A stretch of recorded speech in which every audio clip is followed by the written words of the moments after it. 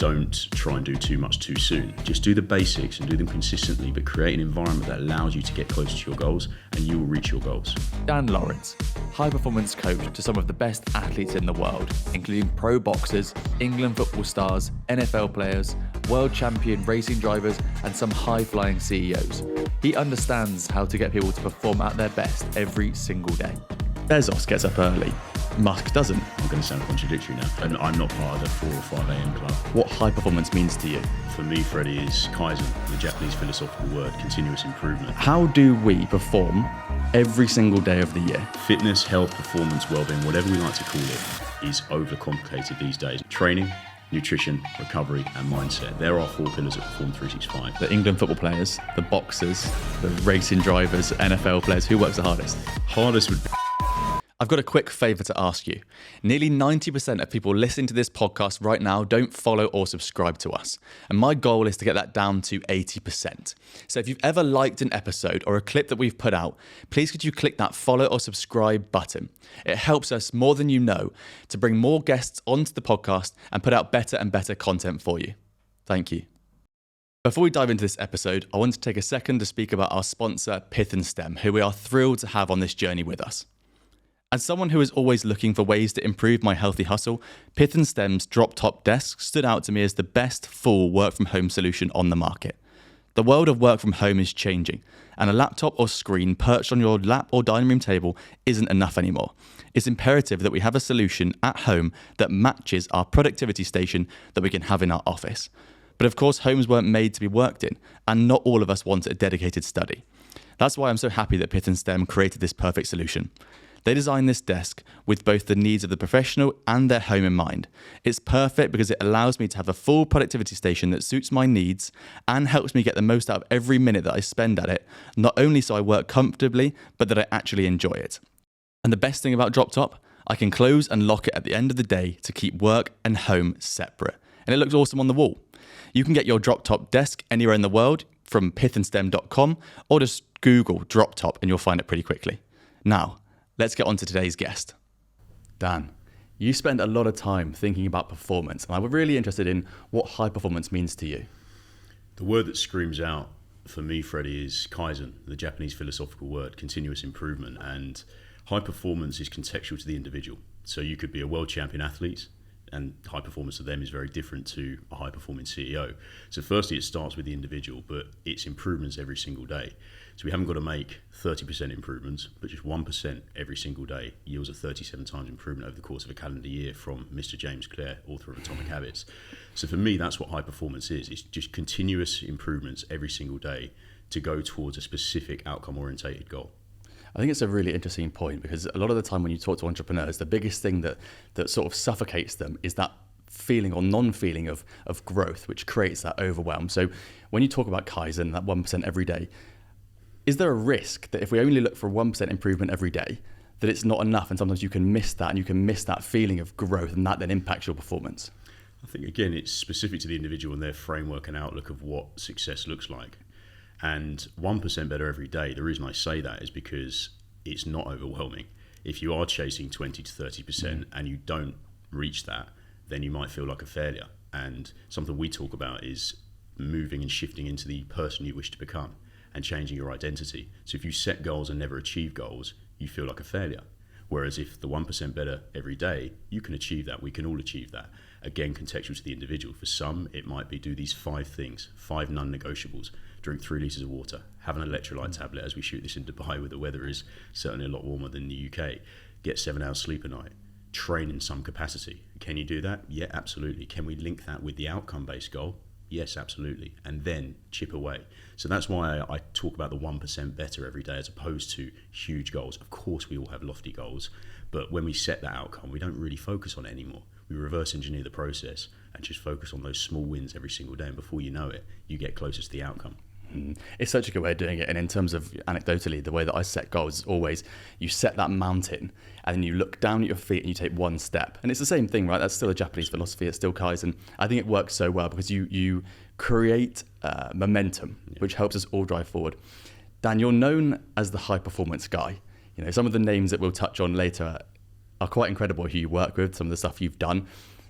I want to start our chat really by talking about the mental state of the people you work with, the emotional well-being of people, and how you manage that sort of element in these high performance, whether they're athletes or whether they're CEOs, and how you can help them change their mental state to then help them in their job or in their sport.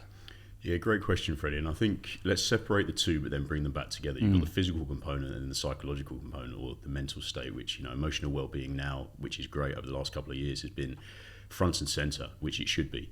Because for me, you can train the physical, you can improve everything in the gym-based environment or whatever your goals are, but unless you have an awareness piece around the psychological, you're only going to get so far. And we see this at the highest level of professional sport. You could be hitting PBs in the gym every single day. You can be optimizing your recovery, having all of the fueling that's aligned with your goal. But unless you've trained this, you'll come up short. So the psychological elements, and this is where we merge the two together now, is vitally important. And we see huge parallels with pro athletes and CEOs on the two. And you have to train it, right? And something of how we train it is having powerful conversations like this. Okay, we can all grow in that capacity, but also having a team that you can lean on and believe in, that then allows you to have this common goal of moving forward. So yeah, there's many ways you can look at it, but the psychological is fundamental in reaching goals.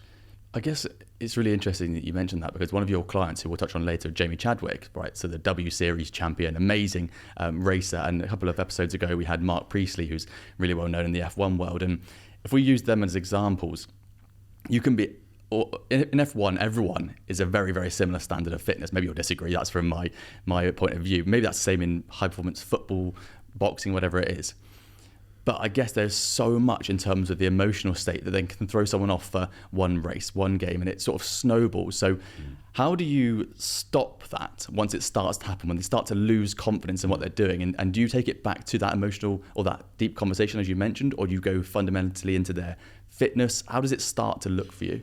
You draw strength from those around you, the team you have, and the common goal, and knowing that you're doing everything right. You've mentioned Jamie Chadwick there. The other sport that I work in is boxing, plus many others, but these are individual sports. Yes, you have a team. When that first bell goes or you start the race, you're on your own to a degree. You can, of course, confide in your corner in between rounds, or have the individuals on the mic when it comes to Formula One or motorsport in general, but it's on you. So knowing that you've done everything in your preparation to reach the goal you're looking to reach, that's what you draw strength from.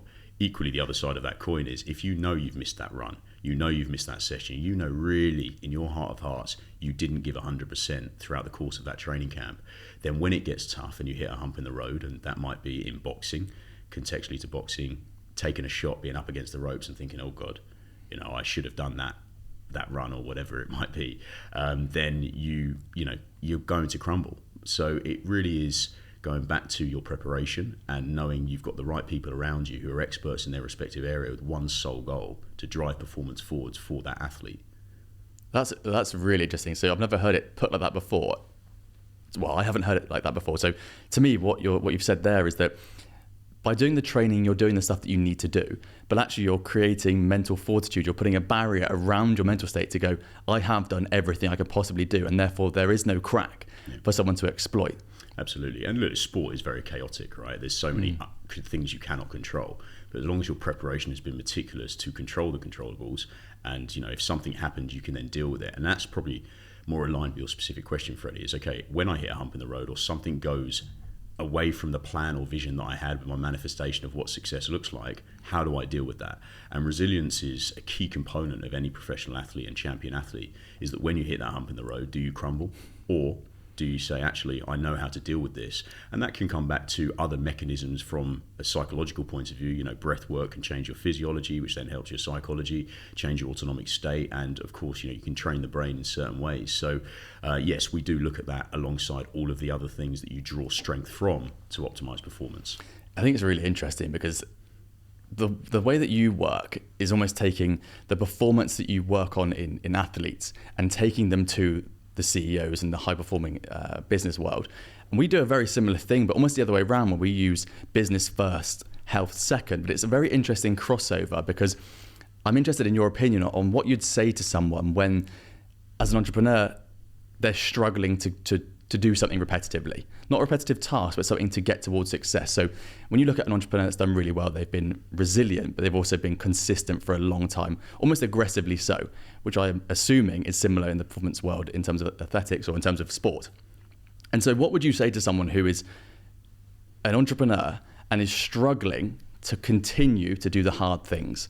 Maybe not necessarily in business, or maybe it is, more so towards their training, which you know ultimately is going to help them in the business world. What would you say to someone who's struggling to keep that consistency up and that resilience?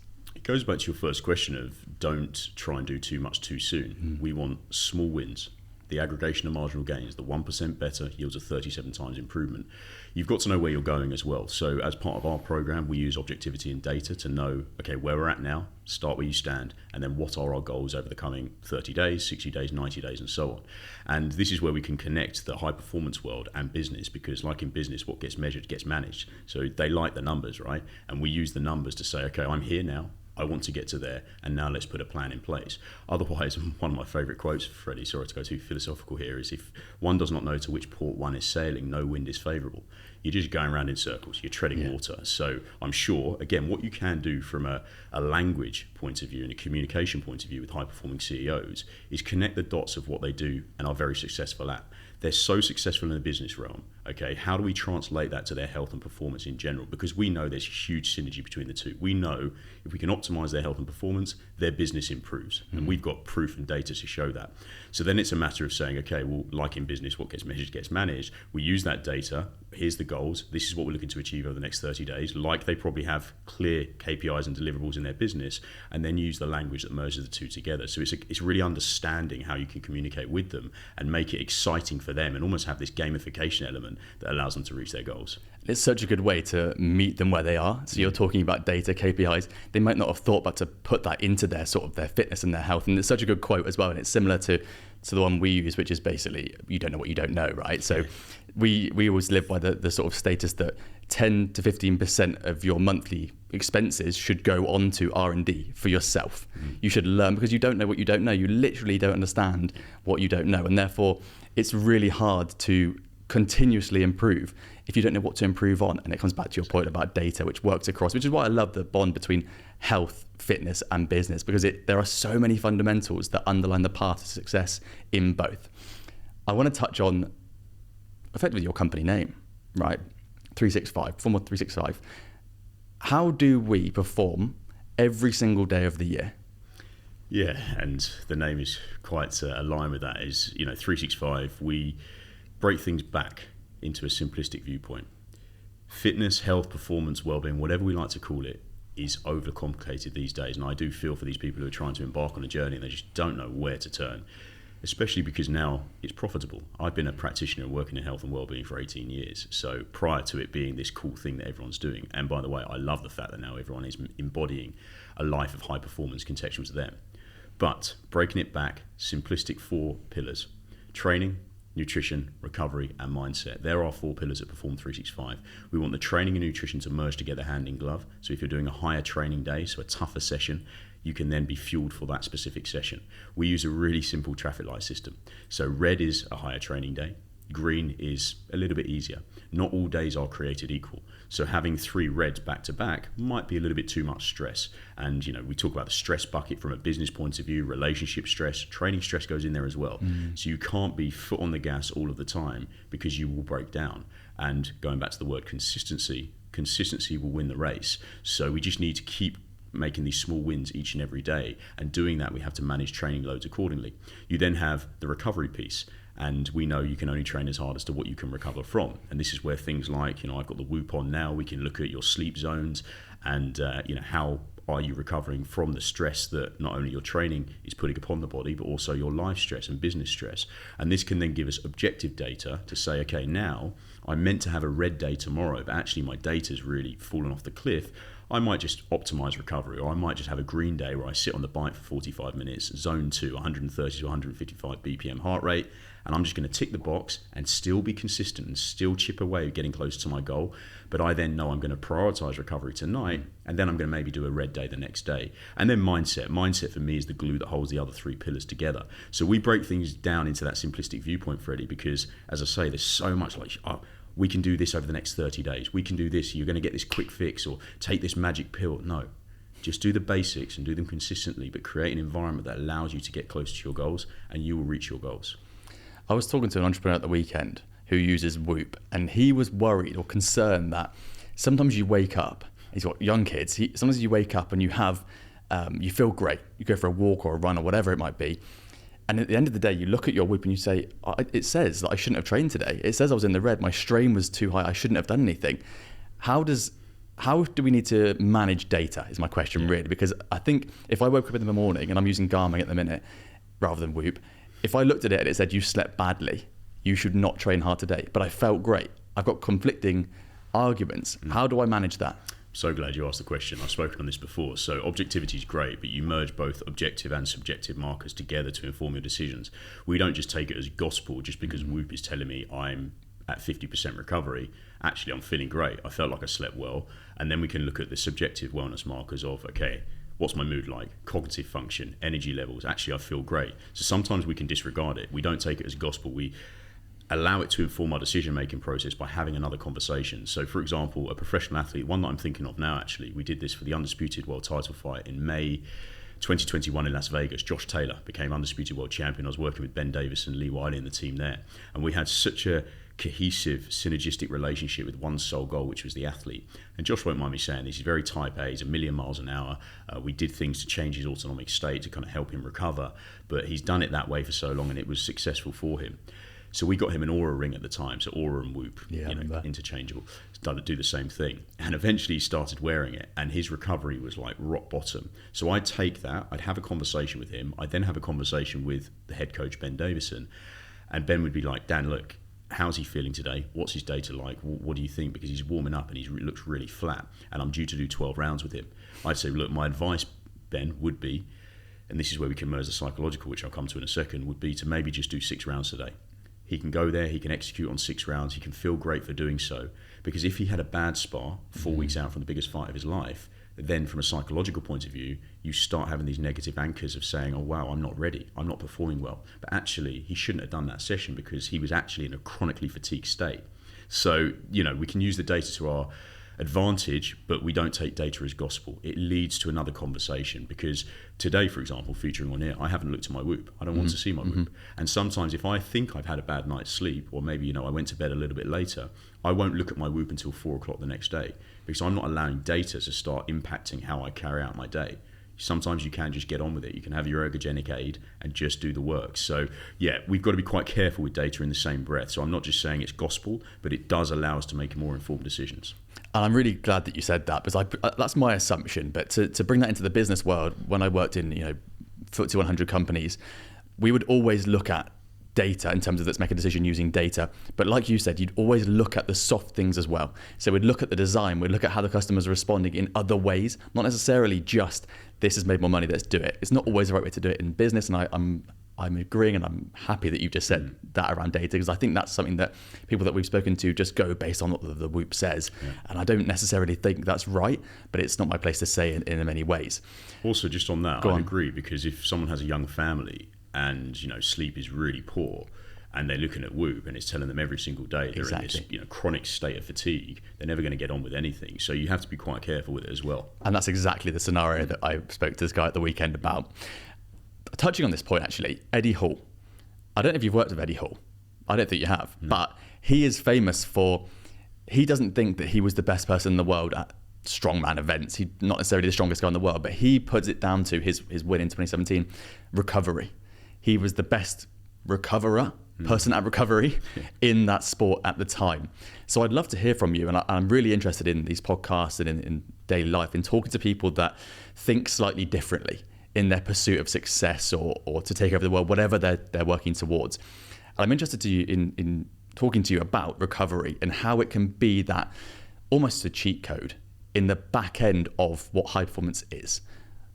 Yeah, so look, sports is, especially boxing, recovery was one of the first things that I addressed 6.5 years ago when I got the role as head of performance and matchroom boxing. I walked into a gym that was already a winning gym, to be very clear, under the great work and tutelage of Tony Sims, the head coach.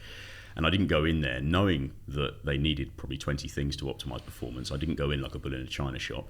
I went in and just sat on the ring rope and absorbed, and then asked a few questions around, okay, what do they currently do and what do I see? Are you tracking heart rate training zones? No. Okay, so how can I make an intervention to drive physiological change with energy system work if I've got no idea of what you're currently doing? I'd be just plucking things out of thin air.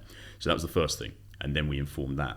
And then we advised around certain things that may be more optimal to reach peak performance. Then the other thing was centered around nutrition. We're in a sport that's governed by making weight.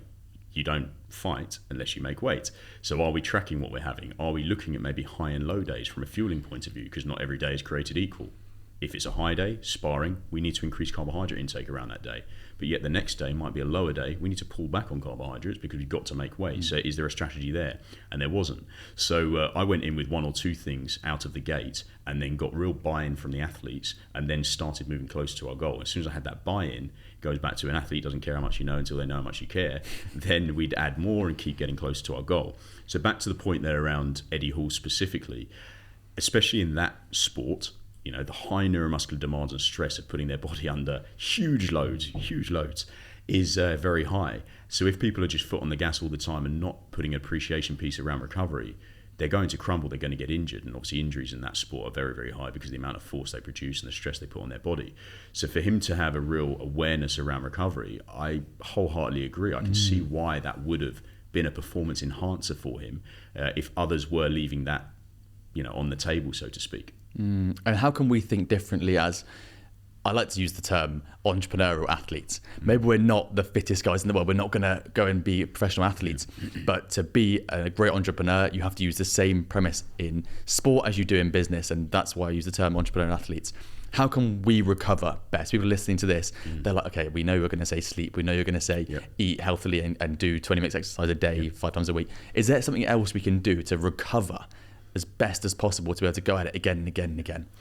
As you said, the number one recovery tool, and it costs absolutely nothing, is sleep. But for your listeners, they're not going to take any value from that because they know that. So how do we create the optimal sleep environment is key. And there's certain things that you can do around that. So I use Whoop. I also use the Whoop blue light blocking glasses. Blue light exposure, looking at screens, will negatively impact melatonin production, which can then have a knock-on effect to negative impact sleep. High-performance CEOs and entrepreneurs are likely looking at that screen for 10 plus hours a day. Simply adding those glasses can actually help sleep. It's not going to be a complete night and day change, but it may help. So there's one element there. I also use Happy Ears. It's a company in Sweden. They're earplugs. So here in Dubai, it can be quite noisy, especially with these sports cars and everything that you hear out your window. So knowing that sleep is the number one recovery tool, I need to set myself up to ensure that I have a good night's sleep. So I use those. I got those in from Sweden. Great. So that again helps sleep. Other modalities are you can plan your day and structure your day in a specific way that you're probably not sending emails at 10 o'clock at night. Equally, nutrition. If you're eating your last meal at 10:30 in the evening, your body's then having to break that down. So if we're looking at the kind of autonomic state, parasympathetic, sympathetic divisions, you're in that kind of sympathetic state prior to bed, which is the complete wrong division to aid an optimal night's sleep. So there's loads of things that you can do downstream, knowing that the goal is I want to improve sleep. But then you've just got to be quite smart with that, and that's what we do with our high performance CEOs. We can even look at room temperature as well. There's many things that you can do, but the sole goal is how do you recover better? Improve your sleep. I love a cold room to sleep in. So good. What time's your bedtime? Oh wow, I'm going to sound contradictory now. Go on. So oh no, I caught him out. I actually got me.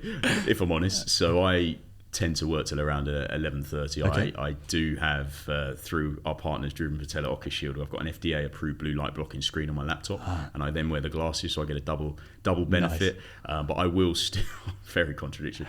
I will still do a bit of work then to probably go to bed at midnight. But you still I'm not part of the 4 or 5 a.m. club. I was going to say, so this is my point. So I want people to listen to this to understand that I don't think you have to follow any morning routine or any proper routine, as long as you're doing it right and following the advice like you're saying there. Stephen Bartlett's a great example. He works till 1 or 2 in the morning, but he has no meetings. You can't contact him before 11 a.m. because he's like, this is how my body works. And I think on social media, we see the morning routines. People go, to be successful, you have to follow this routine. Yeah. It's completely wrong. And you can even look at that in the massive entrepreneurs like Bezos gets up early. Musk doesn't. Yeah. It just works differently, and I think it's really important, and probably in the same world as sport. If you don't find what your body actually likes, you're not going to hit that top percentage of performance. The one that screams out is the Mark Wahlberg, who you may have read that in Men's Health, is like getting up at 2 a.m. and, it's just ludicrous. So I think going back to our 4-pillar approach and knowing that recovery is one of those key pillars to drive performance forwards, okay, if you're championing the grind and getting up at 2 a.m. for a workout, well, you're missing the point of recovery optimization because something has to give, and over time, you're just going to break down. So that, again, goes back to why I feel social media is, yes, great, but also has its certain negatives, because people will look at that and think, well, I've got to get up early now. And of course, that is certainly an outlier. 2 a.m. getting up is very early. But do what's right for you. I think as well, going back to sleep and recovery optimization, waking up at a similar time each day is quite good as well. Looking at the data there and circadian rhythm. I also, you said there about Stephen Bartlett, so my team can't contact me through certain times in the morning. They know I have my hour of power, my training, and I don't want any messages. And that's my focus time. I tick that box and then I can get on with my day. So I'll wake up, and the first hour I actually do is focus work away from my phone. I get some sunlight right away here in Dubai, which is great. And, I'm really focused at that point, because you've got to identify what's right for you, as you've alluded to. And, my brain is in a good place at that time. I'll then go and do my training session, and then it's full focus mode in the other kind of business meetings and work that we do. So I think building your day as a high performer is really important. And recently I've started using Motion as well, and that's really helped my planning and scheduling of my days, where I have certain days for certain arms of the business, and it just allows me to squeeze the juice out of the lemon and maximize every single day. I think structuring your day as a high performer is such good advice, because if you just think of yourself as you are the high performer, structure it around you, not around some other high performer. And using things like Motion or Reclaim AI to build your calendar out around how you work is brilliant. And we almost crossed over on Kite Beach, getting our early morning exercise and sunlit in on Sunday morning this week, didn't we? I think that's such a good way to get out, get some sunlight, get some exercise. In this heat, you're not going to take long before you start sweating, so you feel good straight away as well. Yeah, exactly. I think as well, it's knowing, I said to you offline there, Freddie, every Sunday, that's my ritual. I'll always do a run. I'll do it with a friend on Kite Beach. These days, we're trying to do it a little bit earlier, because it is getting very, very hot as we shoot this podcast, moving into May now, I suppose. But again, on that, it's having an awareness piece around perspiration rate and electrolytes. Are you just having water after that, or are you actually putting back the potassium, magnesium, sodium, and calcium that you require and you lose through high perspiration rates? So again, it's just having an awareness piece on there. We talk about performance optimization. It's these little things that can yield a big ROI over time. And so Dave Brailsford talked about it, the director of Team Sky, which I think a lot of what was in James Clear's book, the 1% to 37 times improvement over the year, was actually taken from the incredible work he did with them, where they were the whipping boys of pro cycling. Then they became, I think he had a goal over 5 years. That was his outcome. I think they did it over 3 years. And he just made these small changes, done consistently every single day. And then he saw huge wins. So again, it's just, being consistent. Absolutely. And I think it's interesting there, you touched on electrolytes, and I wanted to talk to you about some of the athletes that you've worked with, and what are the things or the supplements or the things they should be thinking about every day to make sure they stay at high performance? Because we talk about food, we talk about sleep, but a lot of these people are taking supplements, and you see them taking, greens or tablets, creatine goes around. What are the fundamentals that you think you should experiment with and try that will help you and haven't got the side effects? They're not classed as drugs, they're just things that will help us, and we're probably lacking because of perspiration, etc. I think we've got to look at the word first, supplements. They supplement a healthy and optimal diet. They shouldn't take over from eating whole food and having a proper diet. That said, the ones that we advise are creatine monohydrate. Creatine monohydrate for our pro athletes, like boxers, for example, where they have such high octane. They go in, they recover, they go in, they recover, they let their hands go. It will really help with that. It can help with muscle buffering capacity, and it also helps with cognitive function. There's some new research with creatine, especially with the older population, that can actually help with Alzheimer's and things as well. So creatine for me is certainly something that we recommend to pretty much everyone, around 5 grams a day. We don't go through a loading phase, but the way we look at supplements, Freddie, is like a traffic light system as well, is that you'll have green and things like creatine that's backed by bodies of research and anecdotal evidence that it's actually worked for you. Amber's like, okay, it might work, it might not, it's not going to do any harm. Things like branched chain amino acids for me fall under the amber. And then you have the red, and the red is, as we see on social media, people plugging their booties and lactative teas or whatever they're called, just to line their pockets. And that's the shame, as I say, the growth of fitness and wellness is people just try and make a quick buck. And you've got to be really quite careful, because again, it goes back to the human psychology of people want the limitless pill. People want something that doesn't have a long time horizon. They don't want to do the work to reach the goal. So if someone is then plugging something and they may aesthetically look great or have a load of filters on social media to showcase that, then unfortunately people are going to buy that product. So this is where we have to go back to basics. So creatine monohydrate is certainly a green. We look at like a whey protein isolate as well. I know it sounds super basic. The World Health Organization's recommended guidelines of protein intake is incredibly low. It's 0.8 grams per kilo of body weight. For context, 100 kilo male, that's only 80 grams of protein a day. So we actually advise through our nutritionist, Dr. James Morgan, PhD, he's the head of nutrition with England Rugby, anywhere between 2 and 2.4 grams per kilo of body weight. So it's a considerable change. And why protein, you may be thinking, Freddie, is, well, protein aids muscle protein synthesis, the regeneration of tissue when you train hard in the gym. But also, if someone has more fat loss, body composition orientated goal, it helps improve satiety, the feeling of fullness for longer. So you could be crushing it in the gym, doing all of the work, but then leaving something on the table if you're not getting adequate protein. And then we build strategies of how that looks with our clients' diets. So it's not eating 10 chicken breasts a day. There's certain things, supplements like whey protein isolate, that can actually help them hit those targets of 150 to 200 grams of protein a day. What do you think about electrolyte supplements, or like ZMA before you go to bed, that kind of thing? It's great. Yeah, absolutely. Magnesium pre-bed is great. So yeah, without doubt, again, going back to your previous question of how to improve and optimize sleep, that's something that we certainly recommend. The whey protein, the creatine, ZMAs are great. That is pretty much our stack. Some athletes take beta-alanine as well, but alongside that, and then the electrolytes, certainly in warmer climates, is something that we recommend. Electrolytes are great to help kind of muscle contractions, but also certain people have very different perspiration rates, and there's actually, through our friends at Precision Hydration, there's an 8-fold difference in human sweat rate. So you could have, sorry to sound vulgar here, but you could have a high perspiration rate. So you could be someone who sweats a lot, and we've all seen it, or you could have not such a high perspiration rate, but then when the fluid comes out, it's very salty. So you know that your mineral content loss is substantially higher than maybe the person who sweats a lot. So there is a difference there. And we actually do bespoke tests with our CEOs and athletes where you can actually measure, you can falsify sweat and measure their bespoke sweat strategy, and then they can get an electrolyte formula that's aligned towards their goals. Think of boxers, for example, Freddie, when we're going through a weight cut, we're manipulating a number of variables to get to a certain weight. So they weigh in, and then we have to put everything back in. So having more of a bespoke strategy, it's not a one-size-fits-all approach, is important. But without over-complicating things, for a CEO, if they're not taking electrolytes on a daily basis, I believe that they're leaving something on the table, irrespective of the location that they live in, whether it's hot or not. I just want to briefly interrupt this podcast so I can talk to you about Nutrition Kitchen, who have kindly sponsored this episode. As entrepreneurs who are looking to stay as healthy as possible, fueling ourselves with high quality food without breaking the bank or wasting time can be tough day to day. Nutrition Kitchen solves that issue by delivering incredible meals to your door, tailored to your diet, whether you're trying to lose weight, build muscle, or maintain balance. They change their menus all the time so you can choose from a variety of dishes and leave the monotony of meal prepping behind. Now, back to our guest. I think that's really true. And I think there's probably a connotation around, I shouldn't be taking that kind of thing. It's a drug. It's going to enhance anything. I'm going to get caught. I think that needs to be quashed. That there's so much going on in the world that we are so low on so many things. And for reference, people that are listening that are not in Dubai, the quality of the food here in certain places is not the European standard. It's closer to the American standard, which is maybe not as high as the EU would have. And maybe that's controversial, but you've got to be aware of it because there are things in the meat, especially here, that is lacking. Right? There's stuff we've got to have to improve our bodies. Funnily enough, as well, we're all pretty vitamin D deficient in the UAE as well. So you need to have vitamin D to help, to help with your body, but you need to have magnesium to help with the vitamin D to come into your body. There's all these little things that you know better than I do that are going to help you with marginal gains, right?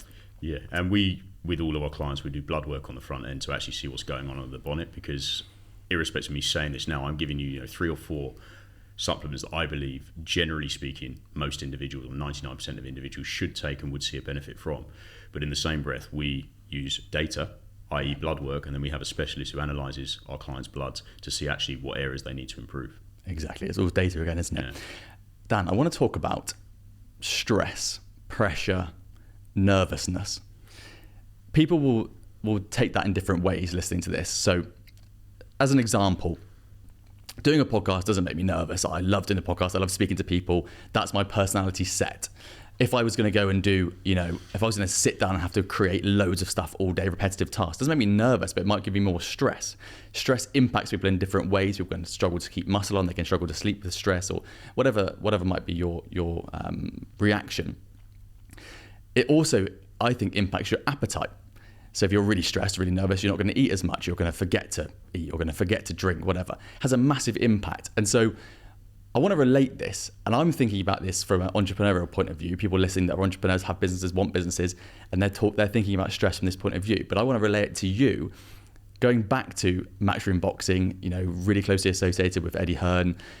You're working with really high performance boxers, really high pressure. There must be an element of nervousness. I can't imagine walking out to a ring and not feeling nervousness and stress leading up to that fight, cutting weight, training in these camps. My first question is, how does the stress impact them? My second one is, how do you manage it? Yeah, so I think a visual representation of this for anyone would be the stress bucket. And the human body doesn't know what the stress is and where it's coming from, but it goes into the stress bucket. And if you think about that stress just building, and eventually then overflows unless you address it. Let's take a step back. Let's go back to our 4 pillars: training, nutrition, recovery, and mindset. If all of those have been forgotten about, that bucket will rise very, very quickly.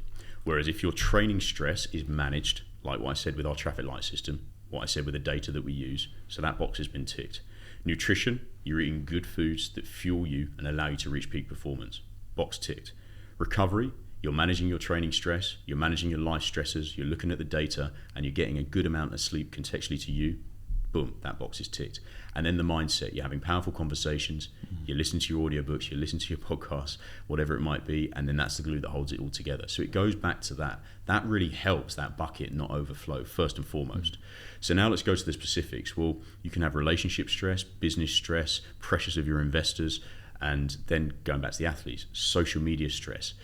If you're a boxer, and I've been there with George Groves, Wembley Stadium in, I believe, 2020 against Carl Froch, world title fight, he got knocked out in front of 80,000 people.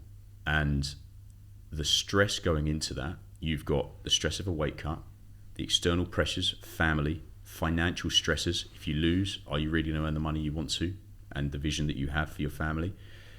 The social media is the big one. If you do lose, what are the pressures there?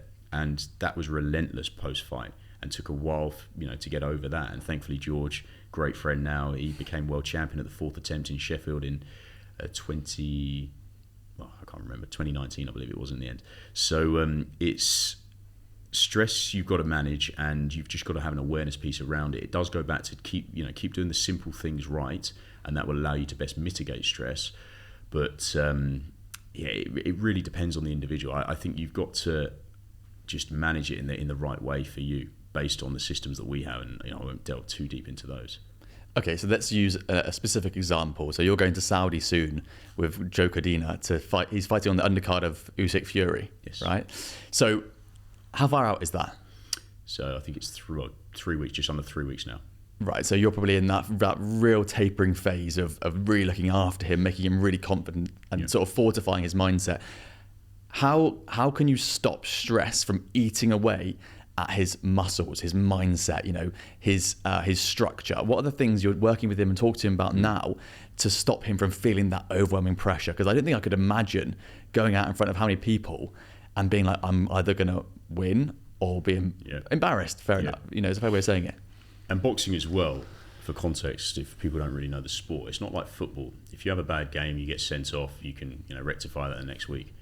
Boxing, if you get knocked out, you lose the fight, you might not fight again for anything up to 12 months, and then you're not getting paid. There's no consistent income. So yes, Joe and a few others are at the summit of that mountain and doing well in that regard. But it's still very hard, and there's massive, massive pressures there in a fight that he's expected to win. So I said to Kevin on the way here, I need to speak to Joe after he just landed in Saudi today. We look at room temperature. We look at increasing his water intake, increasing his electrolyte intake, because he's gone from Cardiff and Brentwood, where the Matchroom gym is to now being in Saudi Arabia. Even other factors like the air conditioning, as much as it's warm there, you've got to be quite careful. We cannot be getting ill because we're cutting weight at this point. So his body is in a heightened levels of stress. So we've still got to go through a bit of a weight cut. He's then got the external stresses of being away from the family. You know, he's got a beautiful family, so he's away from them. He's got the stresses of the fight itself. And then we go over the last 7 days properly into that weight cut. So there's loads of stress there. But I think, again, it goes back to drawing strength from the team. Joe called me yesterday, he was at the airport. He said, Dan, I'm in the business lounge. I'm just about to have some scrambled eggs. I said, Joe, if all right with you, can we not have scrambled eggs, please? Can you just go and have 3 poached eggs? Because we don't know what they put into those eggs. You know, we can, you know, maybe they put butter in there, maybe they put other things. We need to be in control of every detail. But going back to your question of, well, he draws strength from that. He knows that he has a sounding board there to ask even the most basic questions. But this is a sport governed by making weight. Joe has to get down to 130 pounds. And even then, it's not done because there's more stress. The next day, he's fighting for the IBF world title. The IBF is the one governing body that you cannot put more than 10 pounds on. If Joe weighs in at 141 pounds at 9 a.m. the next day, he relinquishes his world title. What does that mean? Heightened levels of stress. Certainly for me as well, because I'm in control of that. So the goal is to get him to like 139, and then he can obviously rehydrate further and then go into that ring, you know, maybe even bigger than that. So then you have the stresses of fighting. So for me, boxing especially, the stress that they have is far higher than any other sport. And I think flipping it back to maybe the CEO stresses, these are still high stress situations, high pressure situations, investors, backers, you know, every single day. But it's more of a sustained level of stress, whereas boxers have to go through more of an acute level of stress as they go towards that specific fight date, in this instance, May the 18th. So there's loads of ways, drawing strength from the team, but then, you know, managing training loads accordingly as well. You mentioned the word taper. We don't taper off just yet, but we will be tapering off 10 to 14 days before the event. And that's where we start reducing training loads and really improving recovery. And recovery optimization at that point is vitally important to allow the athlete to super compensate, to allow them to perform above baseline and be ready for the event. So it's quite a hard one to answer. And okay, how do we manage stress? And there's obviously going to be heightened levels of stress as you get closer to an event. But then it could be as, okay, I'm not going to look at my phone now for the next 2 days before an event. There's certain things that we can do that might as single entities not sound like a lot, but when we do them all together, the athlete draws strength from and they can best mitigate stress. I think you've got to have an appreciation piece. Stress is going to be there. It's like the Professor Steve Peters in a chimp. The chimp will be there, and at times he'll get louder. But by doing things the right way, you start quietening the noise. Yeah, and stress is good, right? Stress is good in a lot of ways. It pushes you to do more. I think what stood out to me there is that, you know, in businesses, for example, trying to bring it back to business owners, you're not going to go into every day or every meeting or every event, whatever it is, at 100%. So I heard recently, I think it was Joe Rogan talking about boxing, actually talking about UFC, and he was talking about the cutting phase in terms of cutting water to make weight. And he said that obviously that's going to put a lot of stress on your body, and you're going to go into the fight not at 100%, but you're understanding, you're accepting that because it gives you a better advantage if you can drop down weight, weigh in, and then rehydrate. Obviously, the best way of doing it, I'm assuming, is just to go in perfectly hydrated, not having done loads of sauna, getting really dehydrated, fatigue, and then coming back in. And that, I think, it stood out because it's interesting that that's almost how business owners are operating. They're not going into stuff at 100% ever. So that just stood out to me as something that I think is really good for us to think about or to be aware of, that it's very rare that we're going to go in at 100% to something, but that's okay. The stress is good, and there's things you can do to mitigate that, and the conversations you just touched on are super important. I think there has to be an appreciation piece. You're not aiming for 100%. Yeah. You know, you've got to be aware, like a boxer going into a fight, he's never at 100%. So just knowing that you've done everything right for that moment should be enough. Who works harder out of the England football players, the boxers, the racing drivers, NFL players? Who works the hardest?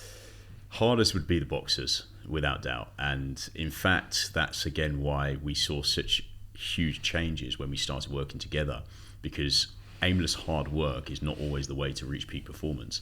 Actually, working smarter is the way to reach peak performance. So optimizing recovery, as I said earlier, was one of the big wins that we had. So you never have to ask them to work harder. Whereas other sports, football, general, my footballers are fine, but as a general broad overview, you might have to get them to work a little bit harder. I think there's been a shift lately where, you know, they do work hard, but certainly boxing and football are very different on that kind of pyramid, if you like.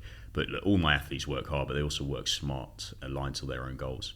Do you think that's because the boxers, like a business owner again, could lose an awful lot very quickly if they don't put that effort in? In a footballer, I'm not taking anything away from them, or NFL or racing drivers. You've got another go next weekend. Whereas in business and in boxing, if you make a mistake, it's gone. It could be gone the next day. It could be gone forever. Do you think that plays an impact? It's more of a basic understanding of I have to give my all because I could get punched in the face and knocked out, and that's it.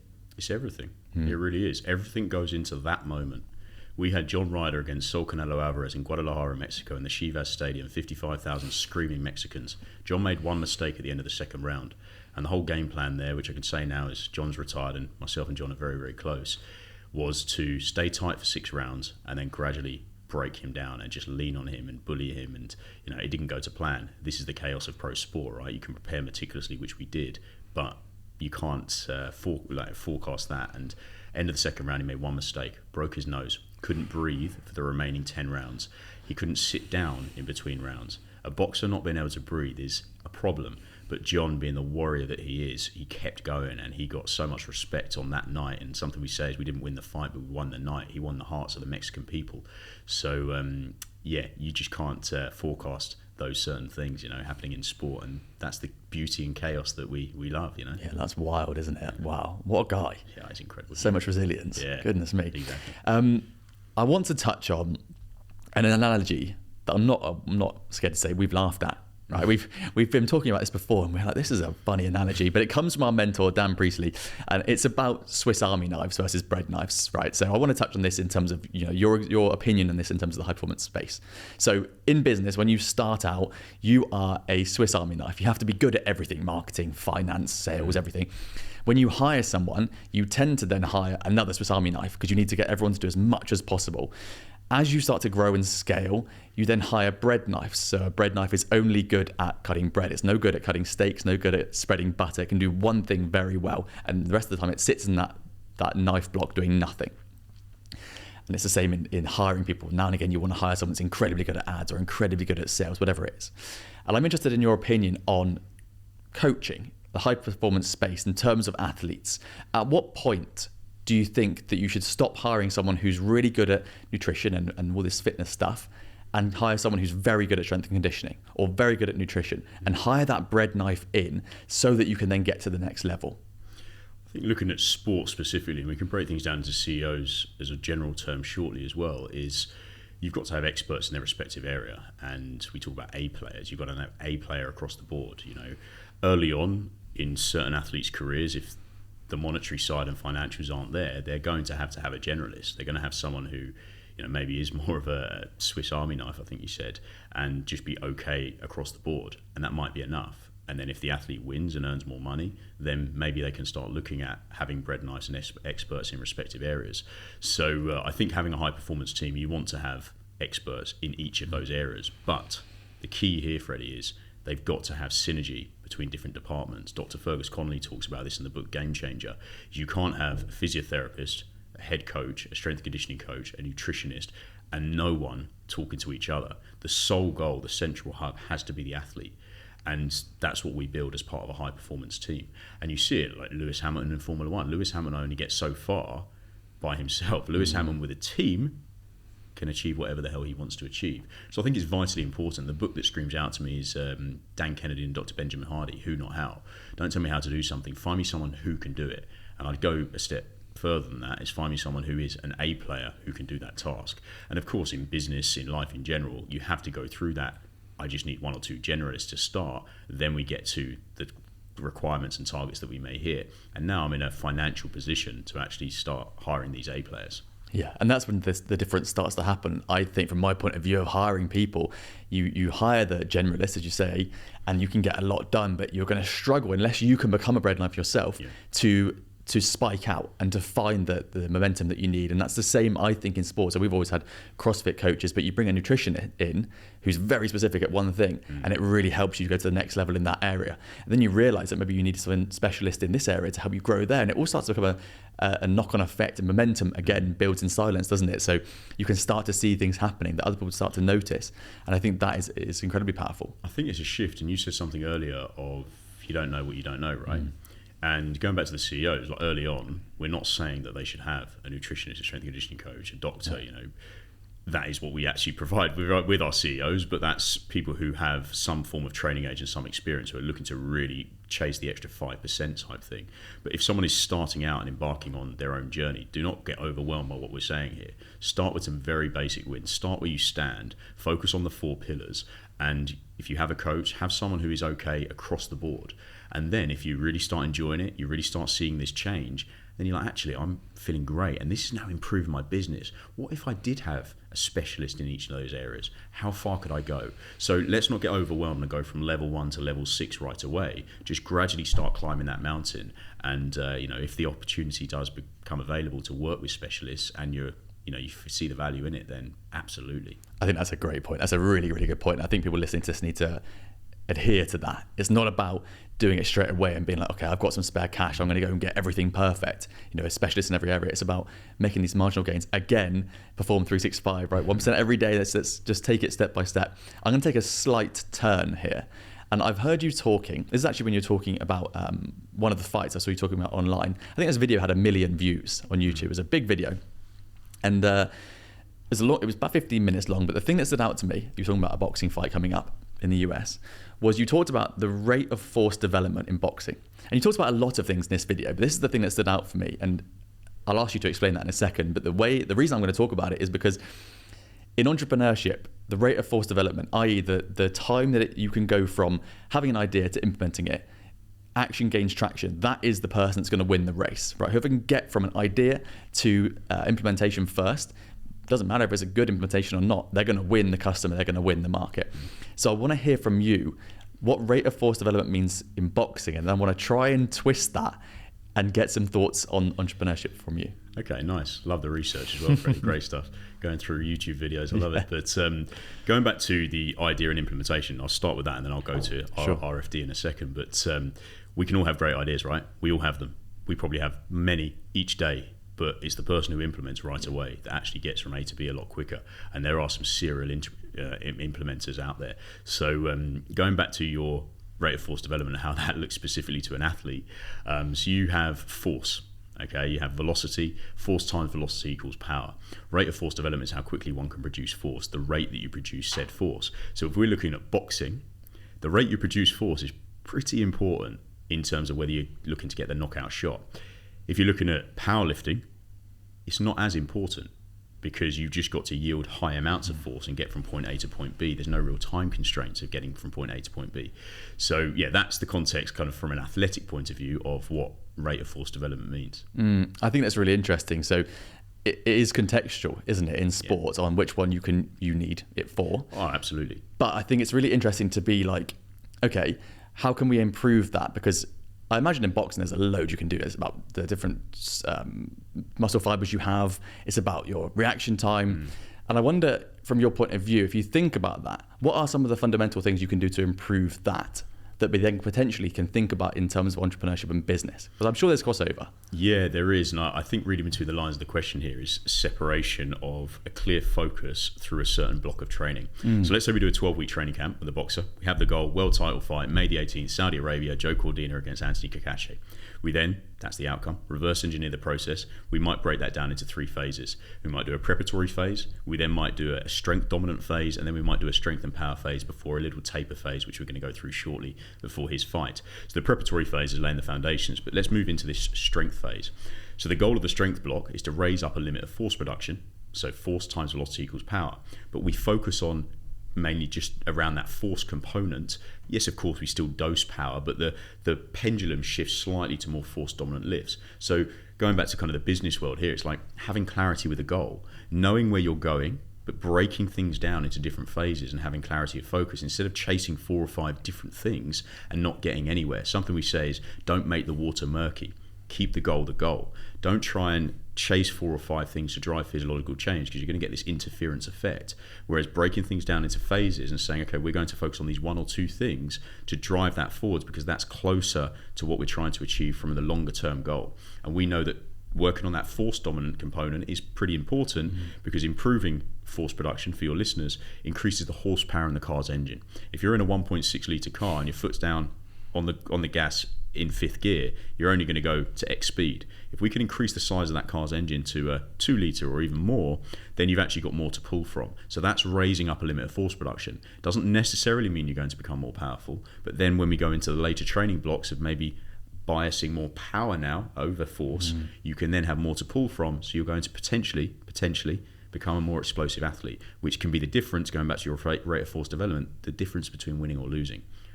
So you're talking about looking after the engine first, looking after the core of the health and fitness first, and then you can play on the different parts around it. Exactly that. And linking this back to the CEOs, but again, without turning into a physiology lesson here, is, okay, what can I focus on? I'm early on going to focus on those 4 key pillars. And then I'm going to focus on like the supplements, the glasses, the earplugs, and all of these small things. But unless you've got your house in order and you've got these foundational piece in place, all of this is irrelevant. It's like the salt on top of the steak, cherry on top of the cake. You've got to have the main thing there before you put those add-ons on. So yeah, hopefully there's a takeaway there for the listeners. Yeah, definitely. I think that's really, really important. I've heard you talk before, and I really like this, and we use this quite a lot, that you've got to be selfish to be selfless, right? And I'd love to hear from you, not only what does that mean to you, but how do you put that in play with your clients and athletes? This one's more centered towards the athletic population. Okay. And I've had some chats with John Ryder about this, where he's just too blimmin' nice, and he's got to put himself first. He's got to be ruthless, because for him, being selfish on the front end will actually then mean he can be selfless and actually change the life of him and his family. So it's in those moments you've got to be quite selfish. And what that might look like is, I'm not going to stay and wait to drop this other individual home from the gym, because actually that's eating into my recovery and that's eating into the time with my family. So that's very specific situations there, but we've had numerous conversations about this. And the 3 key traits of champion athletes for me are resilience, which we've touched on, single-minded focus, and being selfish. The single-minded focus piece, going slightly off the question, but I'll bring it back around, is Jimmy Iovine talks about this when they sold Beats to Apple for $3 billion in 2014, I believe it was. Be like a racehorse. Forget what's going on left to right. The reason racehorses wear blinkers, or blinders, I think he called them on there, is so they don't miss a step. They forget all the noise. They know exactly where they're going. And then going back to being selfish, you've got to be selfish in pro sport. And it doesn't mean you're a bad person. It just means you've got such clarity with your goal. And unless you're fully committed and making it about you, then you're not going to reach that goal. And that might sound harsh to some who listen to it and don't understand the depths and importance of professional sport, where winning is everything and losing can literally be the end of one's career and the changing of their families' lives. So this is where you have a support team with one sole goal, the athlete. I really like that. And I really like talking about the support team, because I'm a big believer that when we're making changes in our lives, we should be making 1% changes on that dial, because a 1% change you can come back from if you've got it wrong. But you can learn, you can experiment, you can take the data. What we see in a lot of businesses and people around, is they make massive 25% changes, and it's such a change in their life, whether it's, starting running when they haven't run before, or it's starting a business based on this when they've never done it before.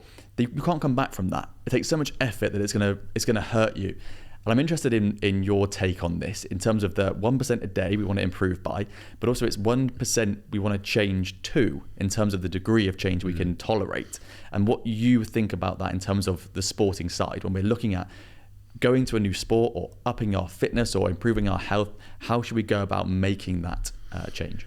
I'm going to go back to New Year's resolutions in January. So I think everyone can relate to this, myself included. We all try and tighten things up, in the new year, new me, and generally fall off by Feb. And this is the problem, is that they try and do too many things right away out of the gate. They get overwhelmed. They realise it's not a sustainable plan that has long-term impact, and they go too hard too early. So again, start where you stand, and this is where the 1% better every day is important, and having clarity with the goal is don't acutely spike training loads too quickly. There's, without going too deep here, Tim Gabbett, an Australian researcher, acute and chronic workload ratio, and this is something we use in pro sport, is if you increase acutely workload by over 15%, you increase injury risk by anywhere between 21 and 49%. Wow. That is profound. And in pro sport, something we say is an athlete's best ability is their availability. So you've got to be really careful with your training load management, okay? And this isn't just for pro athletes, this is for the everyday athlete. So again, you see it, new year, new me, I'm fired up, I'm gonna make this change, this is my year, it's gonna be incredible. And they haven't run before. And the first run they do, like you did on Sunday, might be 5K. Brilliant.